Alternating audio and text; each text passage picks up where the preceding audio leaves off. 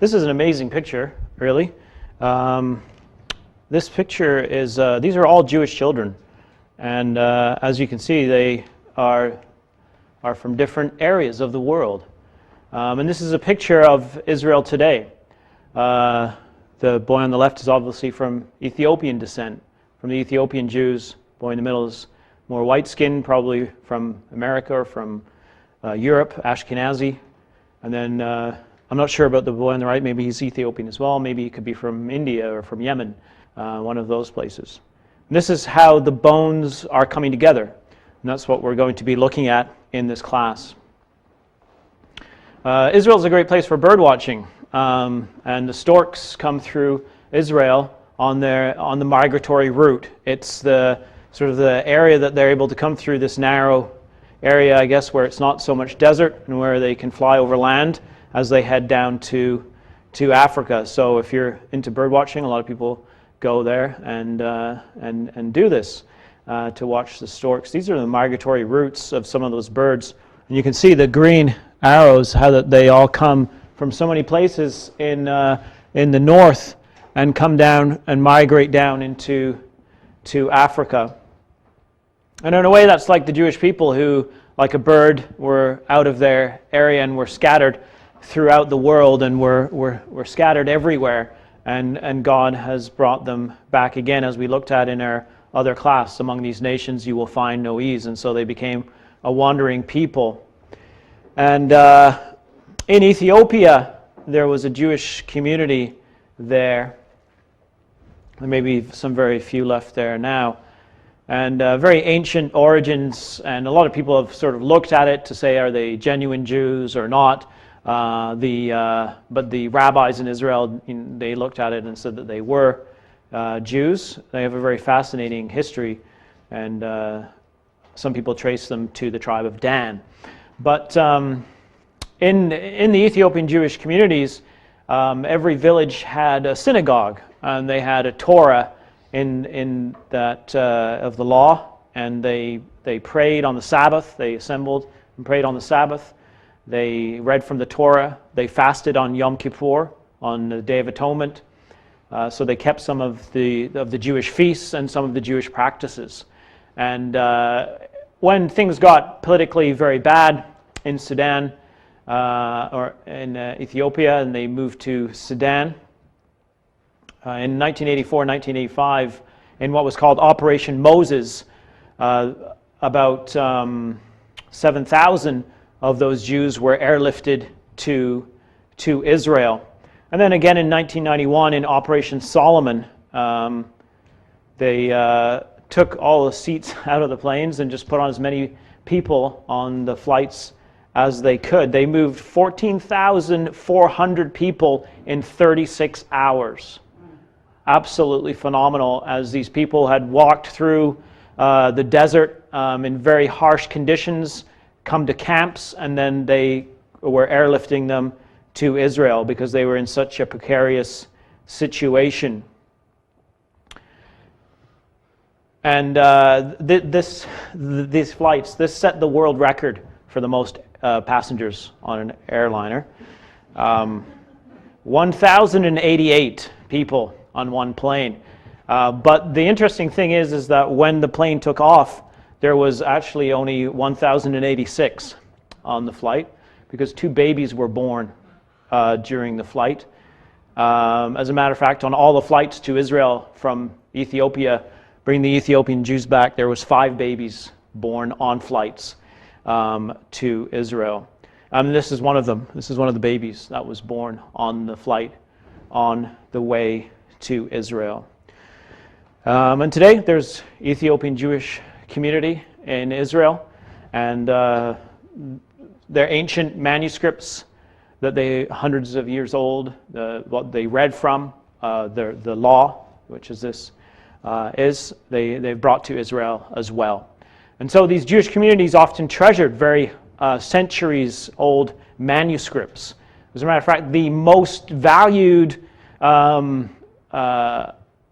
manuscript of the Old Testament was in Aleppo in Syria up until the State of Israel was established. And when the State of Israel was established, there were riots in Aleppo on the Jewish community, and the synagogue was burnt to the ground, and they thought the Aleppo Codex, as it was called, had been destroyed. And then it turned up many years later in Israel. It had been smuggled out. It had been saved, but there were pieces of it were missing. It was so famous that Jews from all over the world would write to the Jewish community in Aleppo, and they would say, "We're looking at this passage. What does your manuscript say?" And they would write back and tell them what the manuscript said. So it was consulted from all over the world. And if you're ever in Israel, if you go to the Shrine of the Book, where the Dead Sea Scrolls are, in the Shrine of the Book, in the top part of the Shrine of the Book is the Dead Sea Scrolls. If you go down to the basement is the Aleppo Codex, and the two are together in there. So this is 1950-51, Operation Ezra and Nehemiah.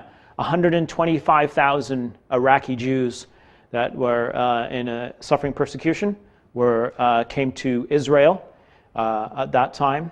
And from 1989 until 2006, 1.6 million Jews from the former Soviet Union came back to Israel. And those Jews had a struggle to come back. They weren't just an easy, not that those airlifts were easy, but it wasn't like they suffered persecution and then they suddenly were able to go to the land of Israel. They were persecuted. The Soviet Union tried to erase their culture, tried to destroy their religion and their culture, as they were trying to erase religion from society in communist Russia. But the Russians were still, I guess, a bit anti-Semitic. So if you were Jewish, it still had to say you were Jewish on your identity card. So that actually preserved the Jewish people, because people would then, it said on their identity that this person's Jewish. They maybe suffered some persecution for that, and then they looked into Jewish and what it means, and it actually helped preserve their heritage. So the Jews of Russia came back. You can see the girl there playing a violin. The joke with the Jews is why is the violin the favorite instrument for Jews? And it's because it's the instrument that you can run with. So that's what the Jewish people have gone through. 1949, going back a little bit, Operation Magic Carpet. 45,640 Yemenite Jews came back to the land of Israel at that time. This is a very fascinating quote. This is from Golda Meir. Many of us will have heard of Golda Meir, who was a very active Zionist and later Prime Minister, I guess it would be, of Israel. So during Operation Magic Carpet, 1949, she wrote, "Sometimes I used to go down to Lydda, which would be Lod by the airport there, by Ben Gurion Airport, and watch the planes from Aden touch down from Yemen, marveling at the endurance and faith of their exhausted passengers. 'Had you ever seen a plane before?' I asked one bearded old man. 'No,' he answered. 'But weren't you very frightened of flying?' I persisted. 'No,' he said again, very firmly. 'It is all written in the Bible, in Isaiah. They shall mount up with wings of eagles.' And standing there on the airfield, he recited the entire passage to me, his face lit with the joy of a fulfilled prophecy and of the journey's end." Imagine that, brothers and sisters, that they kept their faith. They kept their belief in the return. In Yemen, throughout the world, they kept this idea and kept as a distinct people, and that one day they would go back to the land of Israel. And that day happened for those Jews in Yemen. The Jews of Europe came out of the Holocaust.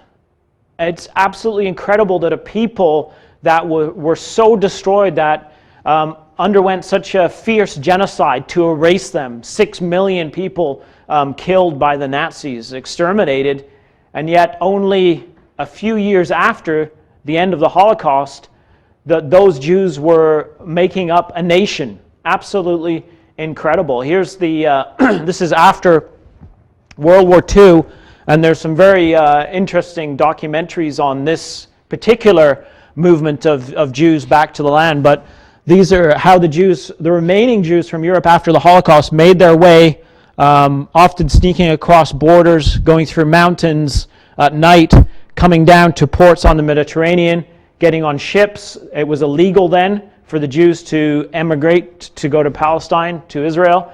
The British had an embargo on that activity. So the boats would set out at night undercover, and they would head to the Mediterranean coast. Most of them would be intercepted by the British, and turned back to Cyprus, and the people would be put in detention camps. And you can read about that in many different books. So there's a documentary called The Long Way Home, and if you can find that, it's very, very, very interesting to see this part of the story. But this is just one small part of the story. As we've seen, so many Jews returned from Arab lands that had suffered persecution to the land of Israel. And that's very important to notice that, because sometimes people that say they kind of want to refer to Israel as it's like this colonialist project of Jews from Europe, right? But it wasn't that at all. It was Jews from all over the world, and many Jews from Arab lands. As a matter of fact, there were so many Jews from Arab lands that suffered persecution and had to leave that went to Israel, as many as Arabs that left at 1948 from Israel and went elsewhere. The difference is that the Jews that were from Arab lands that suffered persecution and went to Israel were absorbed into society and given citizenship and built the nation, whereas the Arabs that had left Israel were never absorbed into society. So today in Syria, in the civil war, there's still Palestinian refugee camps because they have never let those people out. They've never let them into society. They have kept them as refugees, and the UN supports them, and so they don't have to be a part of society. And I think some of those refugees are probably now are the ones that are in Europe, that have fled to Europe. So important to notice that. But a fascinating story. So these boats would come across the Mediterranean. Here's one of them. I don't think they were ever really the best boats out there, like some of the worst boats. So a few of them would make it. Then we'd come up to the coast, people would get off, and then they would blend into the population to escape from the British. Of course, the famous one is the boat called the Exodus, that you can see here, this old tub that they bought somewhere in America, took over, filled with 4,500 people, and then took it to Israel. It was intercepted by the British, and it was a very famous story. As a matter of fact, it can be also referred to as the ship that launched a nation, because it was such a worldwide, after the Holocaust, all these refugees and the way they were treated by the British really helped to turn world opinion for a moment in favor of those people, so that the state of Israel came into being. We actually met a lady who was supposed to go on the Exodus, and she had so many fascinating stories. She survived in the forests in between near the Russian front between Germany and Russia in the war. On her own, she was just a little girl, lived in the forests, and after the war, she survived the war somehow. After the war, she was a refugee. She was in deportation camps. And she was going to go on the Exodus. She was a group that was supposed to go on the Exodus. Somebody in their group got measles, and so they were not able to go on the Exodus. And she ended up coming to Canada eventually. In her group, I'm getting sidetracked here, but in her group there was a leader in the group. So there was all these orphans, because the parents had all been exterminated in the Holocaust. So there's all these orphans.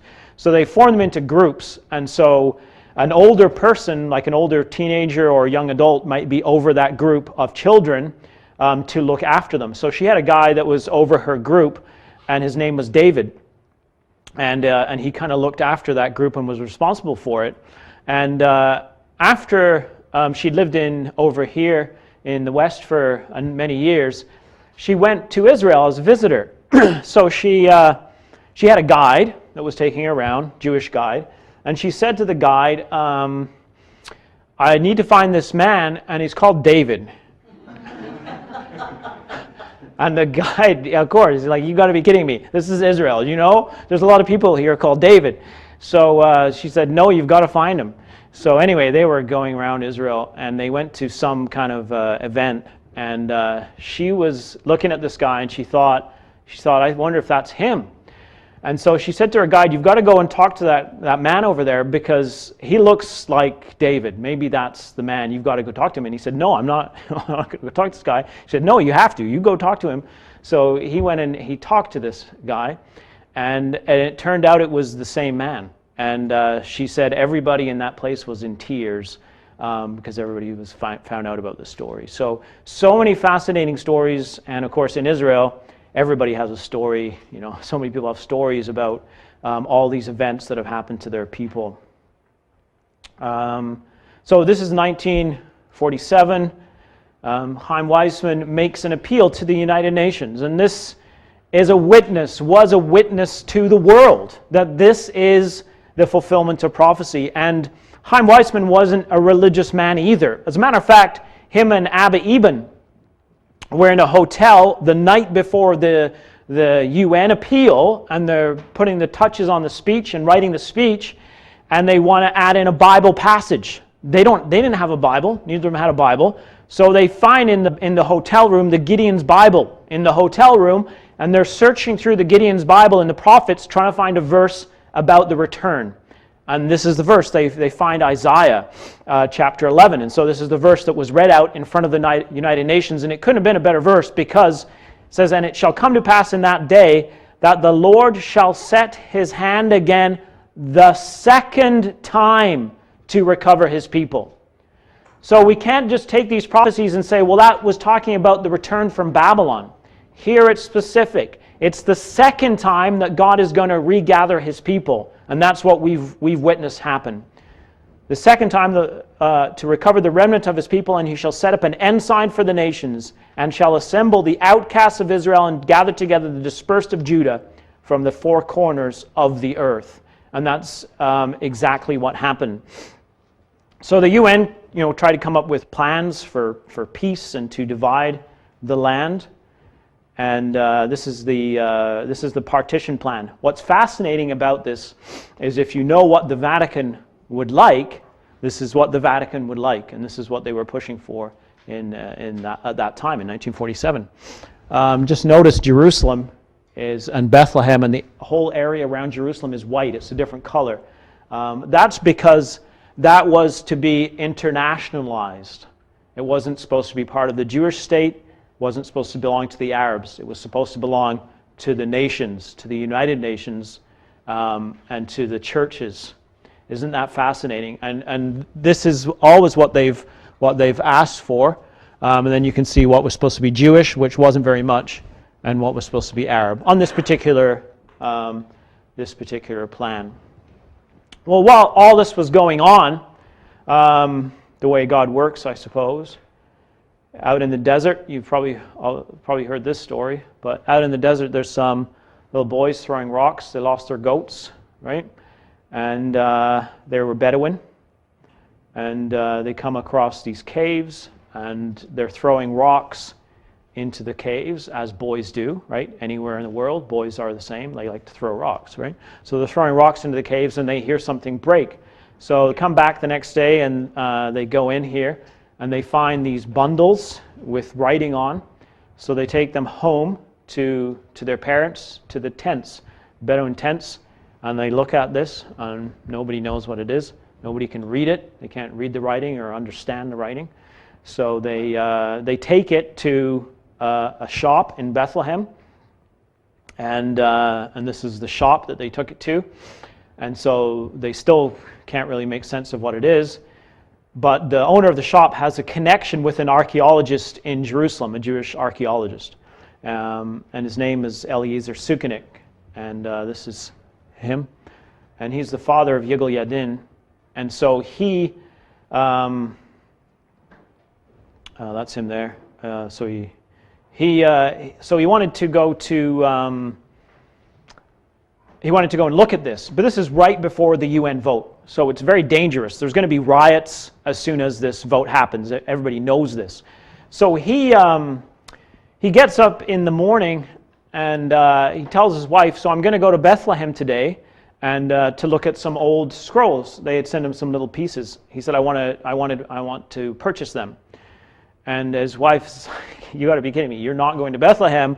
You're staying home, Eliezer, go back to your room, right? So he's not allowed to go, so he doesn't go.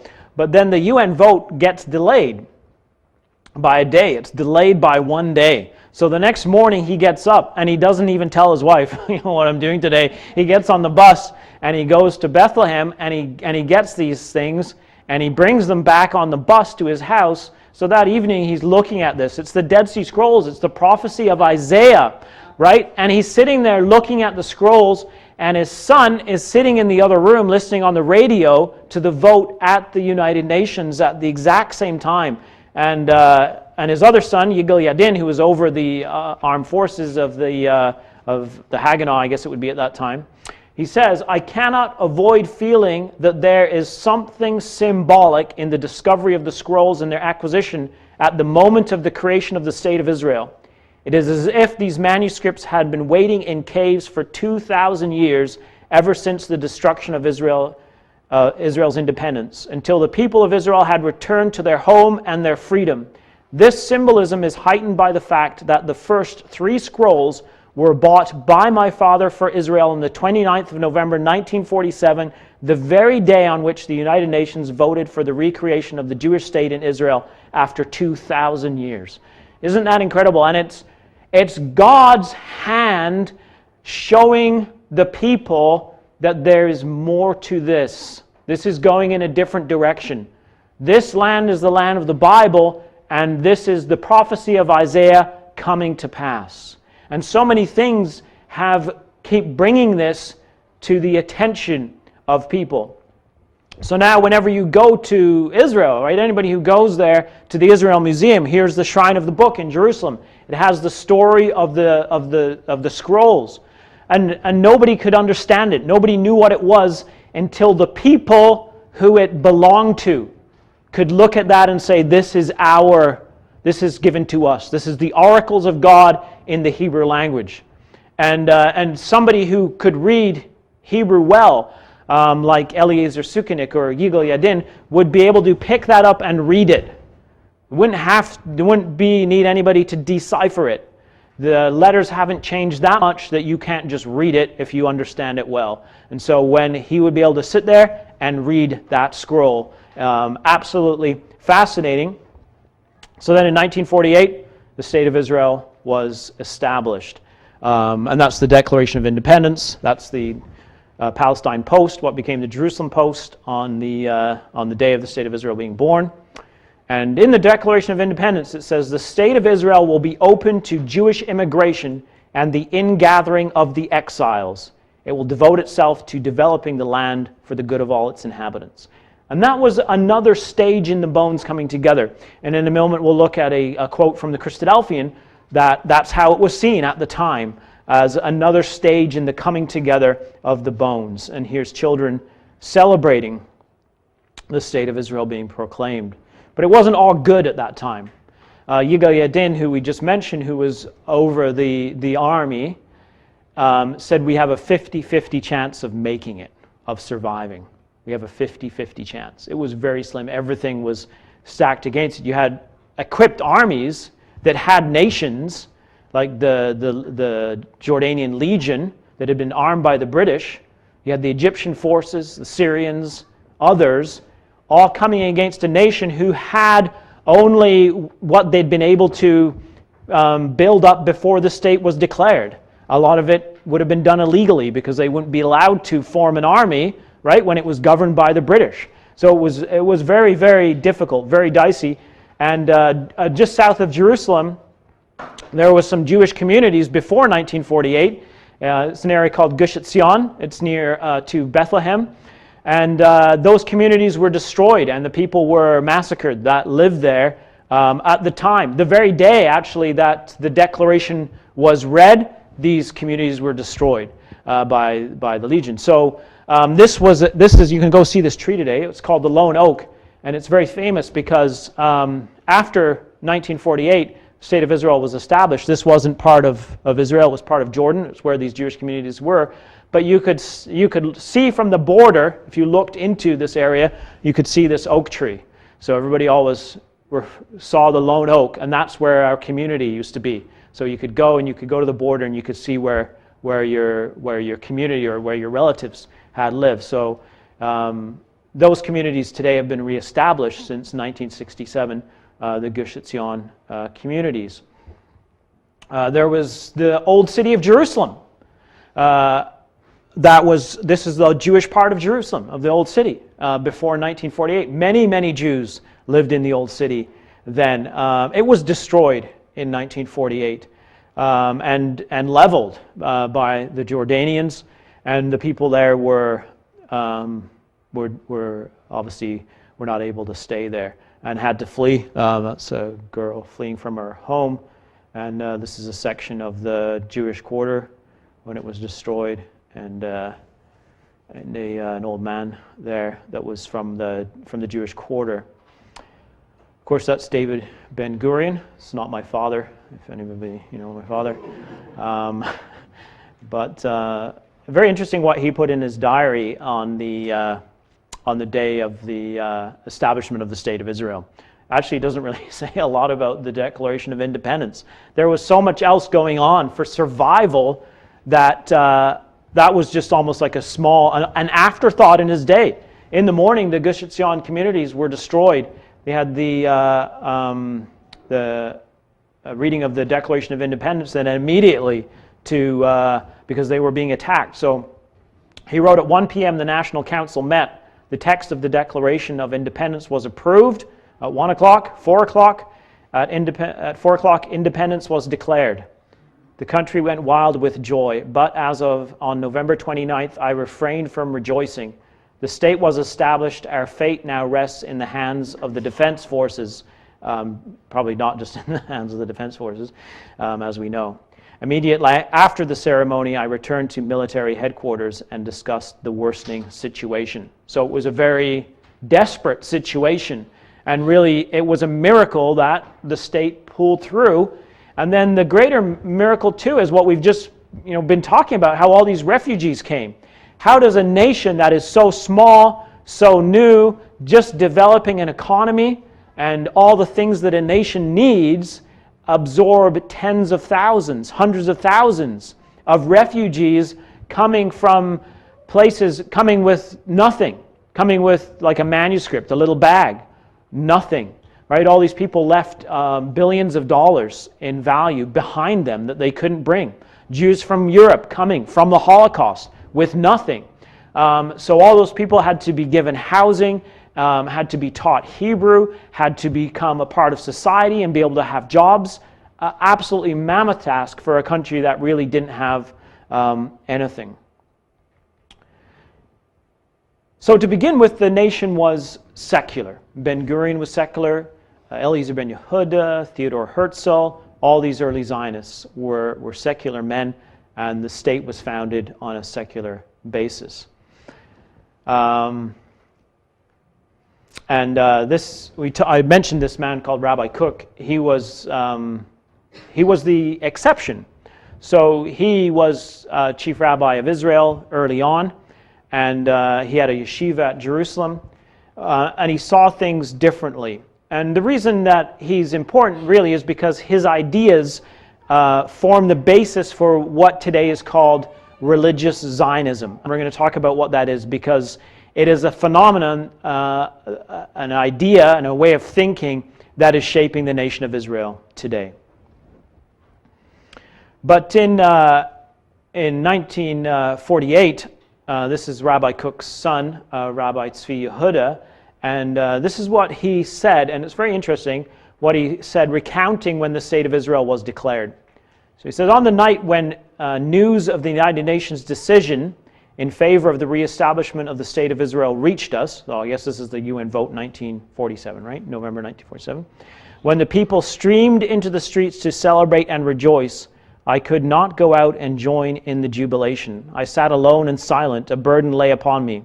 During those first hours, I could not resign myself to what had been done.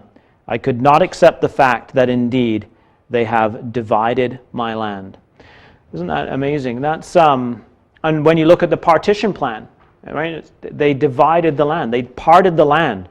And so as a person who was religious, to reconcile that idea, the land has been divided, even though we might be happy because there's a nation of Israel, but the land has been divided. God's land has been divided. And he says the next day this other rabbi came to our house, and he felt the need to come, and how could he not come? We sat together, the two of us, in that small hallowed room, he says, in Beit Harav, which is his father's yeshiva that we just saw the picture of. Where else, if not there, we sat shocked and silent. Finally, regaining our strength, we said, the two of us as one, this is the Lord's doing. It is marvelous in our eyes. So the idea is that you come to, which I guess is the same idea we had, is that this is a step forward. Right? This doesn't happen. The kingdom of God doesn't just come all of a sudden as a complete thing. It comes in stages. And so you recognize that even though this wasn't perfect, this is God's hand. And so everything with the nation of Israel, we look at the nation of Israel, it's not perfect. There's many flaws in the nation of Israel. There's many people that still don't believe in God, yet it's moving forward in God's plan. And so it is the Lord's doing, and it is marvelous in our eyes. So he goes on to say, the question has been asked, is this the state that our prophets envisioned? And I say, this is the state that the prophets envisioned. Of course, it has not yet attained perfection. But our prophets, our sages, and those who followed them said, the seed of Abraham, Isaac, and Jacob will return and will reestablish settlement and independent political rule in the land. We were not told whether those who would return will or will not be men and women of righteousness. So the difference here, if you can see those two views, the one view of the religious Jews before the war and up and until World War II was completely against the reestablishment of the land of Israel, of the resettlement of the land of Israel as a secular movement, and they couldn't accept it. Then this idea came, and it came from Rabbi Kook and then his son, and then others, that, okay, this might be secular Jews that have done this. This might be not perfect. This may, is this the state that the prophets envisioned? And then they said, yes, it's a step. This is moving toward the redemption of Israel. So that you can see there's a very big difference now between those two ideas. Because the one says, the state of Israel is not part of God's plan. The other idea says, the state of Israel is absolutely part of God's plan, and this is moving forward in a process. So those are the two ideas, and those two ideas are very important. And the one, which is this idea, has really taken off today in Israel. So we're going to be looking at that as we go through our class. So this is looking at some different reactions to the establishment of the state of Israel. And this is the Vatican reaction on the day the State of Israel was proclaimed in 1948. Modern Zionism is not the true heir of biblical Israel, but a secular state. Therefore, the Holy Land and its sacred sites belong to Christianity, the true Israel. See what the question is? The question is who's the true Israel? Is it us, the Catholic Church, or is it the State of Israel? And then they said, well, obviously the state of Israel has nothing to do with God's plan because it's a secular state. That can't be it, right? So you can see how the Vatican's reasoning on that question. The same rabbi that we were just quoting, this is what he said. He says, when the flag of the state of Israel was raised, all of the Vatican's doctrines of the outcast, miserable Jews collapsed. We returned to our land and it became clear that the eternal one of Israel will not lie. The idea that the Jewish people were a persecuted, dispersed people because they had killed God, and they would always be like that, was proved wrong, he says, when the Jews came back to their land again and God's promises were fulfilled. That is the conflict today. That's why the Vatican, this is incredible, the Vatican did not recognize the state of Israel until 1993, when the Oslo Accords were signed. One of the last people in the world to recognize the state of Israel. They want to make a Palestinian Arab state, right, in the land of Israel. Who is the first in the world to recognize that state? The Vatican. Who is the first to have an embassy for that state is in Vatican City. Who was the most frequent visitor to John Paul II of world leaders? Yasser Arafat. There's a very fascinating story that is going on here as well. Here's what the Christadelphian magazine said in 1948 when the State of Israel was established. The emergence of the people as a nation once more is a sign of the Messiah's approach, for it is one stage more in the reintegration of the dry bones of Israel. Though the throne of David was overturned in the reign of Zedekiah, and shall be no more until he come whose right it is, the Jews are now in a position which may be compared with that under the Hasmonean rulers just after the time of the Maccabees, right? Coming up to the time of Christ. Sort of like an independence. So that's a very good assessment that the Christadelphians had, I think, of what happened. This was a huge step forward in the bones coming together. An epic milestone in God's plan. And that's how we saw it as a community. And so then we were looking at the beginning of the Jews returning from Arab lands. Here's a map that shows that from Morocco, from Algeria, from Libya, from Egypt, from Yemen and Aden, from Iraq, from Iran, from Syria, from Lebanon, from Tunisia. All those Jews came back to the land from 1948 until 1967. This is pretty fascinating. I think a Jewish guy, I'll show you a video clip of him later on today. He pointed this out. So Isaiah 43 verse 6 says, I will say to the north, give up, and to the south, keep not back. Bring my sons from far and my daughters from the ends of the earth. And he said, think about how the Jews came back. The Jews of Russia, God had to say to them, give up. They had to fight to come out. They had trouble coming back. And to the south, keep not back. Bring my sons from far and my daughters from the ends of the earth. So the Jews of America and that, he said, they were gathered back. God is bringing them back in a different way. And I hadn't thought about that before. But so from the ends of the earth, the Jews came back. And what an amazing fulfillment that was of prophecy. This is a lady called Sharon Katz. She lives in Efrat, which is right next to Bethlehem, in what today would be known as the West Bank in Israel. Very actually close, I think what would be considered Gush Etzion, where that tree was, is where she lives. A few years ago, I had the privilege of going around with my father, and we traveled around the West Bank, and we interviewed different people. And this is one of the people that we interviewed about why do you live here and why did you move here. And what she's going to relate is a very simple story, but it's the reason that her and her husband left the exile and went to live in Israel. So they were in Netanya at an amusement park when this took place, and it had to do with their kids and some other kids on the Ferris wheel. So we're going to try this sound thing out here and see if it works. And the man started the Ferris wheel, and the Ferris wheel, packed with Ethiopian children and my children, was going around and around, and the children were like waving and screaming, and I was waving the baby's hand, and my husband was so excited. And at the exact same time, we looked at each other and we said, we gotta live here.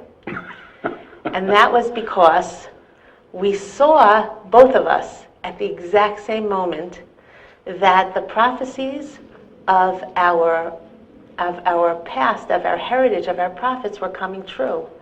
That just like Hashem, God promised that he would gather the Jewish people together from the four corners of the earth, it was happening right in front of our faces.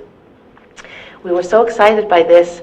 We always knew that it was true, but when you see it right there in front of you, when you see the proof that God's prophecies really are true, it's such an overwhelming moment, and we said we just have to be part of the eternity of the Jewish people. We're leaving the exile, and we're going to start a new life here.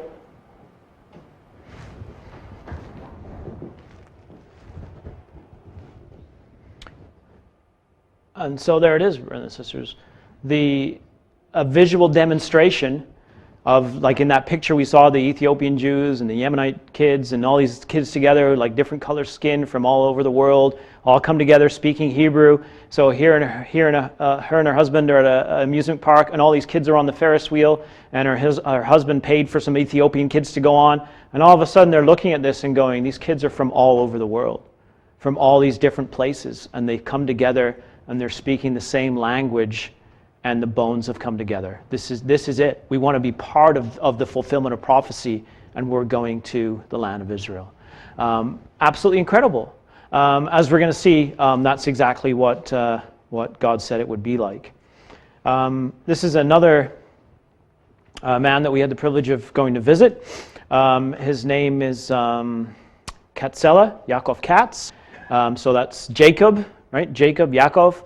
And he founded the modern day community of Bethel, and he lost his leg in the Yom Kippur War. He said, I was blown in two pieces, and they got him out on a helicopter, and so he lost his leg. So he laughs and he says, I'm Jacob, and I founded the modern day community of Bethel, and I'm lame in one leg.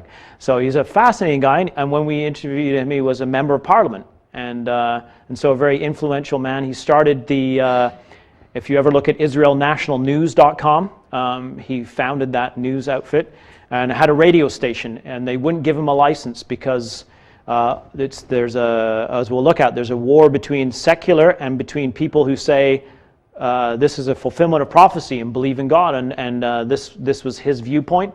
So he had a boat, and I got to tell the story, but so he had this boat, and they would broadcast from the boat. The boat was outside of Israel waters in international waters, so they're broadcasting from international waters into the land of Israel from the boat. So the government doesn't want him to have his boat, so the government extends the international waters of Israel, so he has to push out more. So they extend out, so he's still broadcasting. He's still able to broadcast, but he's further out, and then they extend the international waters again so that he can't broadcast. And eventually they made it so he couldn't broadcast anymore. So he's laughing. He says, now they found oil and gas. He said they can thank Katzela because of my radio station. They kept having to get more international, extending the waters of Israel, so I couldn't have my boat. So he said they can thank me for that. So let's see what he has to say. I'll get this off. God took us step by step, and he said, I promised you that I will bring you back to your original language, to your original places, to your original Bible locations. Yeah. And here I promised, and I did my job. All of a sudden, you see Jewish people speaking Hebrew. Jews started to move to Eretz Israel in the beginning, few. Today we have Jews from all over the world, from Ethiopia, from Russia, from Asia, from Sin, from Mongolia, from South Africa, from America, from Canada. How come a guy waking up one day, no communication, no internet, no telephone, no cellular phone, nothing. Something inside. The God gave, all of a sudden he started to ring inside. Something ring. He said, hey, like an animal slept, like the bear sleeping in the forest in Alaska, 6 months, 7 months, and all of a sudden something waking him up and said, hey, beautiful bear, the time arrived, you have to eat something, you have to go out, something like that, and he starting to move out from his place, from under the ground, and he starting to look for food after 6 months of sleeping. So we have slept almost 2,000 years, and all of a sudden we woke up.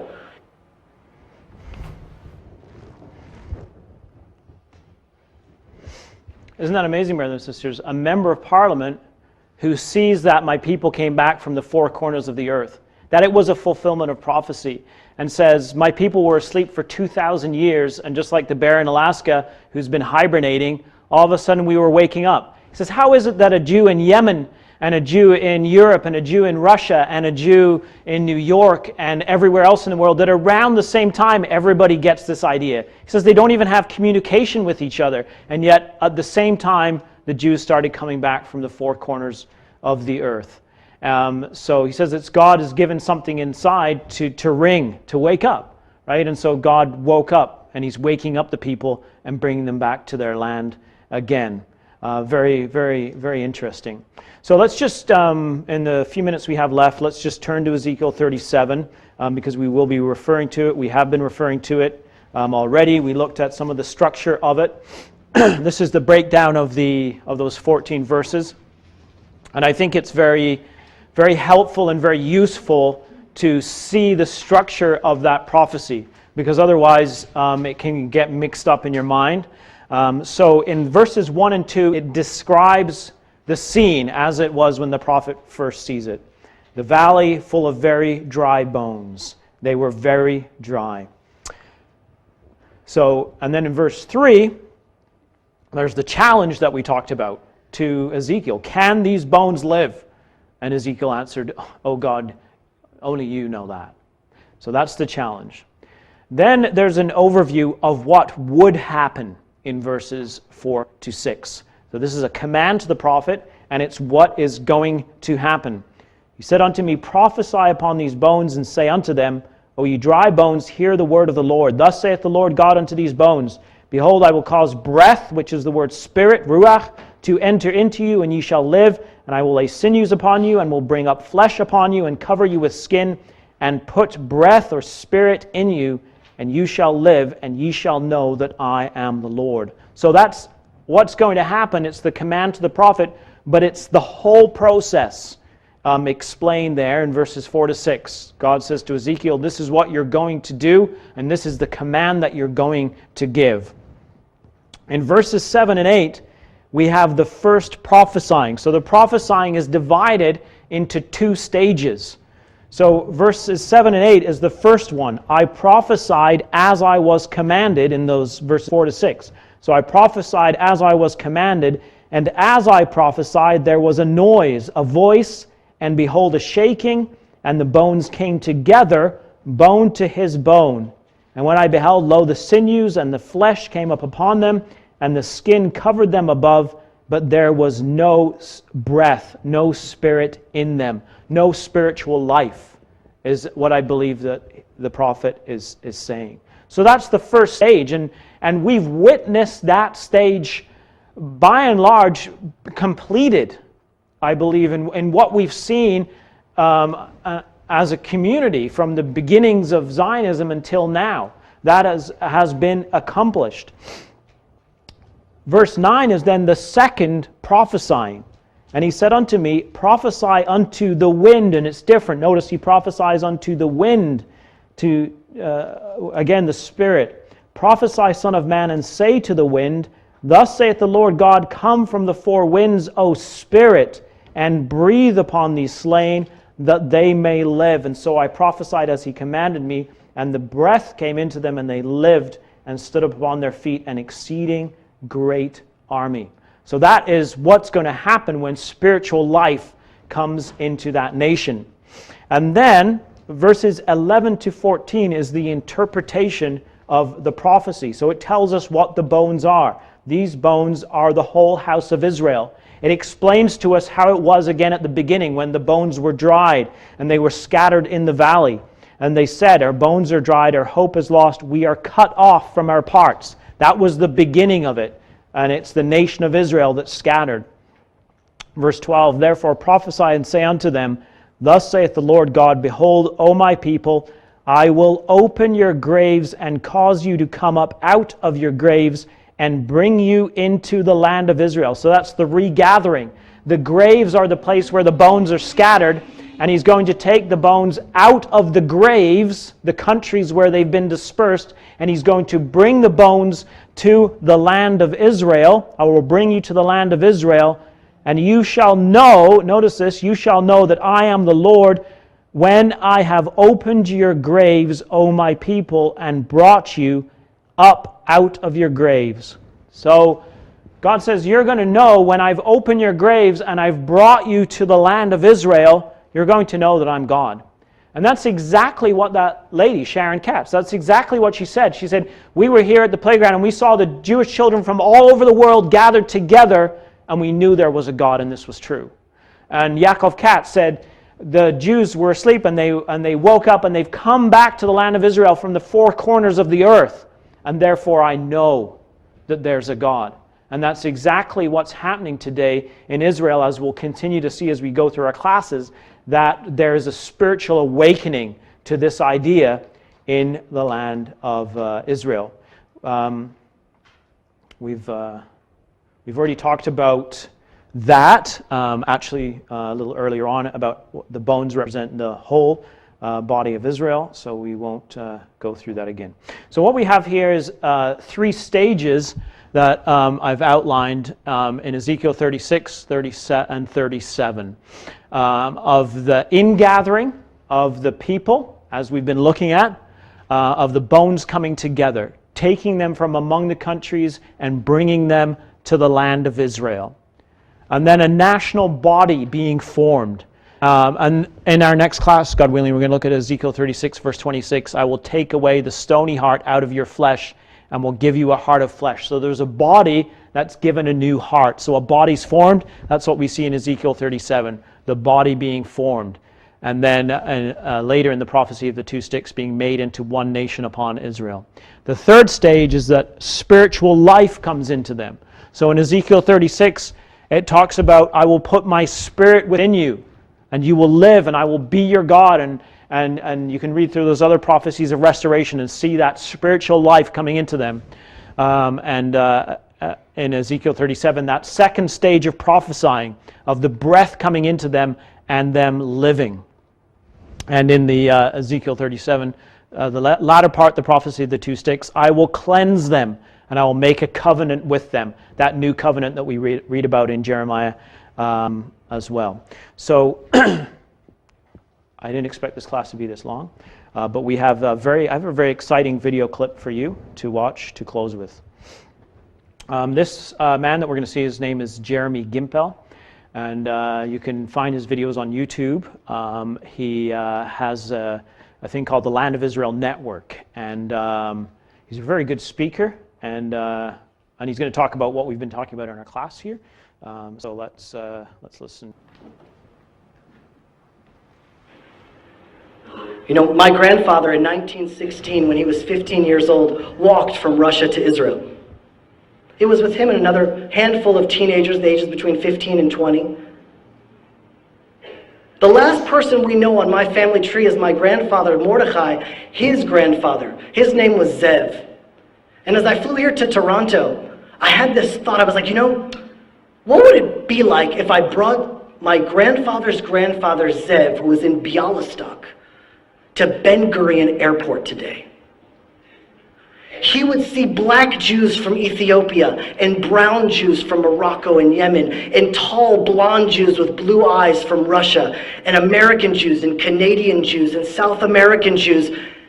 And all of them would be speaking Hebrew. And Zev didn't know Hebrew. He spoke Yiddish and Russian. And then he would see an IDF soldier walking by, and I'm sure he'd get nervous because if you ever saw a soldier in Russia, that was usually not a good sign for the Jews. And then as the soldier turned, he would see a blue Jewish star on his shoulder, the flag of Israel. I have no doubt that at that moment, just in Ben Gurion Airport, he would turn to me and be like, well, where is he? I'd be like, well, where is who? It's like, well, where's Mashiach? He must be here. And he wouldn't be wrong for asking that. We are so close to the dreams and hopes that we've been waiting for 2,000 years, wherever we were, whatever happened the night before. Walking in Yerushalayim now, seeing the children, it's like we are the answered prayers of our fathers and mothers for so many generations back. We're like the living answers to their prayers. We're their dreams realized in our reality.